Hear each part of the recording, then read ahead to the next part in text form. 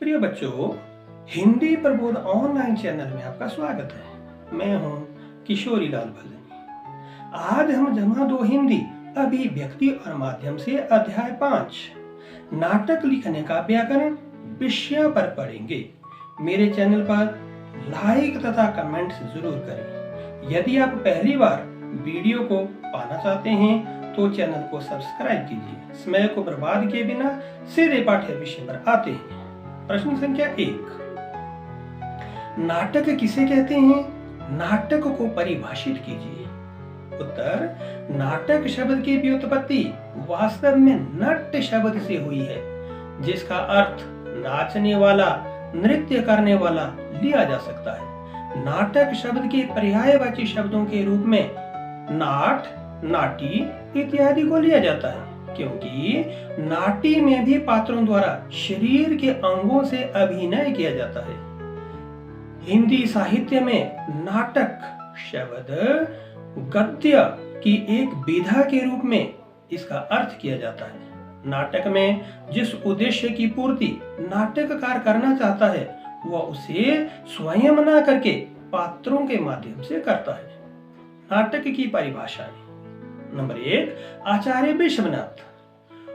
वह अभिनय नाटक है जिसमें विभिन्न अवस्थाओं का संगीतात्मक और रसासिक्त अनुकरण हो। नंबर 2, भर्तृहरि। काव्य का सर्वगुण संपन्न प्रदर्शन ही नाटक है। नंबर 3, पाश्चात्य विद्वान निक्कन। नाटक जीवन की प्रतिलिपि है, प्रथाओं का दर्पण और सत्य का प्रतिबिंब है। इस प्रकार कहा जा सकता है कि जिस प्रकार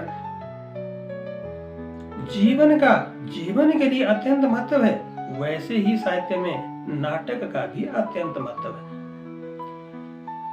यदि जीवन को नाटक कहा जाए तो इसमें कोई अत्युक्ति नहीं होगी। प्रश्न संख्या 2, नाटक में समय के बंधन से क्या अभिप्राय है? अथवा यह प्रश्न ऐसे भी पूछा जा सकता है कि संकलन त्रय से क्या अभिप्राय है तथा नाटक में इसकी क्या भूमिका है? उत्तर, नाटक में समय के बंधन का पर्याप्त महत्व होता है। भारतीय नाट्य शास्त्र के अनुसार इसको संकलन त्रय कहा गया है। संकलन त्रय में कार्य की एकता, स्थान की एकता तथा समय की एकता अनिवार्य होती है।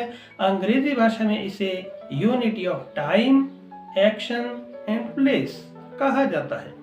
इसे निम्नलिखित ढंग से प्रस्तुत किया जा सकता है। नंबर 1, कार्य की एकता। नाटक खेलने के लिए कार्य की एकता से अभिप्राय नाटक के कथानक से है, जिससे पात्र अभिनय करके उद्देश्य तक पहुंचाते हैं। नंबर 2, समय की एकता। नाटक खेलने के लिए समय का पर्याप्त महत्व रहता है। यदि समय के बारे में जानकारी ना हो तो दर्शक वर्ग नाटक का आनंद नहीं ले पाएंगे। नंबर 3, स्थान की एकता। स्थान की एकता से अभिप्राय है कि नाटक किस स्थान पर खेला जाना है, तभी श्रोता एवं दर्शक वर्ग उसका आनंद ले पाएंगे। अतः नाटक में संकलन त्रय का पर्याप्त महत्व है। प्रश्न संख्या 3, नाटक के तत्व कितने होते हैं? वर्णन करो। उत्तर, जहां तक नाटक के तत्वों की बात की जाए तो भारतीय नाटककार तथा पाश्चात्य नाटककार के अलग अलग मत है। पाश्चात्य नाटककारों ने जहां नाटक के 6 तत्व स्वीकार किए, इसमें कथानक, चरित्र चित्रण, संवाद, देश काल वातावरण, भाषा शैली तथा उद्देश्य हैं, जबकि भारतीय संस्कृत आचार्य ने नाटक के मात्र 3 तत्व स्वीकार किए हैं: कथानक या कथा वस्तु, पात्र या चरित्र चित्रण, रस और अभिनय। इन तत्वों का वर्णन निम्नलिखित ढंग से किया जा सकता है। नंबर 1, कथानक या कथा वस्तु। नाटक खेलने के लिए कथानक या कथा वस्तु का महत्वपूर्ण स्थान होता है। कथानक ऐतिहासिक, पौराणिक, सांस्कृतिक, राजनीतिक तथा समसामयिक घटनाओं पर आधारित हो सकते हैं। नाटककार नाटक के माध्यम से पात्रों के द्वारा अभिनय करके चरम सीमा अर्थात उद्देश्य तक नाटक को पहुंचाते हैं। कथानक जितना प्रभावशाली होगा, नाटक उतना ही अधिक रोचक होगा। अतः कथानक या कथा वस्तु का नाटक में अनिवार्य स्थान है। नंबर 2, नेता या चरित्र चित्रण। कि चरित्र चित्रण नाटक खेलने के लिए पात्रों की आवश्यकता पड़ती है।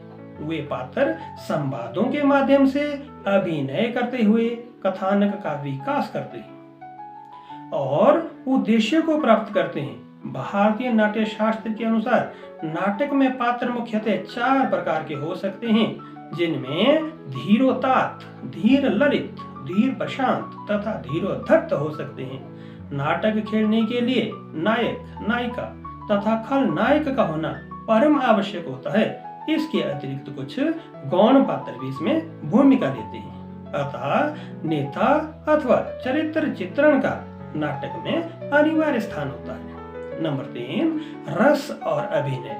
नाटक में रस से अभिप्राय खट्टे, मीठे तथा कड़वे रसों से नहीं है, बल्कि यह रस आत्मिक अनुभूति है, जिसको लेते समय पात्र अपने आप को भूलकर नाटक के पात्रों के अनुरूप महसूस करने लग जाएं, तो उसे काव्य की भाषा में रस कहा जाता है।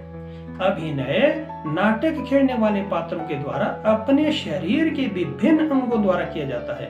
अभिनय मुख्यतः 4 प्रकार से किया जाता है। इसमें कायिक, आंगिक, सात्विक तथा आहार्य होते हैं।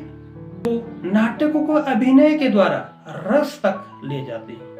ऊपर लिखित बिंदुओं के आधार पर कहा जा सकता है कि भारतीय परंपरा के अनुसार नाटक के मुख्यतः 3 तत्व कथानक, नेता, रस और अभिनय होते हैं, जो बिल्कुल उचित ठहरते हैं। आज के टॉपिक में इतना ही। बाकी आगे इसे बेहतरीन टॉपिक के साथ मिलेंगे। तब तक धन्यवाद।